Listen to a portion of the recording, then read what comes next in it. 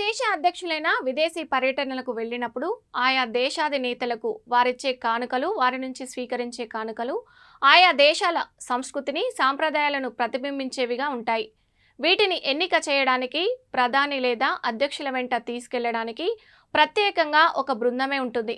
మరి ఈసారి విదేశీ పర్యటన ముగించుకొని వచ్చిన ప్రధాని నైజీరియా, బ్రెజిల్, గయానా దేశాలలో 5 రోజుల టూరు ముగించుకున్న నరేంద్ర మోదీ తన పర్యటనలో అత్యున్నతమైన భారత సాంస్కృతిక వైవిధ్యం ప్రతిబింబించే వివిధ కానుకలను ప్రపంచ దేశాల నేతలకు బహుకరించారు.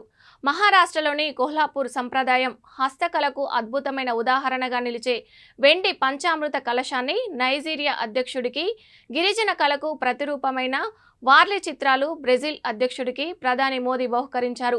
జమ్మూ కాశ్మీర్ కళాకారులు బంగారు పనితో చక్కగా రూపొందించిన జత కుండీలను బ్రిటన్ ప్రధాని అందుకున్నారు. గయానా ప్రథమ మహిళకు పష్మినా శాలువా, కరేబియన్ కమ్యూనిటీ దేశాల నేతలకు గిఫ్ట్ హ్యాంపర్లో అరకు కాఫ్ గింజలు, కాశ్మీరీ కుంకుమ పువ్వు అందజేశారు. రాజస్థాన్ కళాకారులు రూపొందించిన వెండి ఫోటో ఫ్రేమ్ అర్జెంటీనా అధ్యక్షుడికి, మకారానా నుంచి తెప్పించిన చలవరాయి పొదిగిన మరో కళాఖండాన్ని నార్వే ప్రధానికి బహుకరించారు.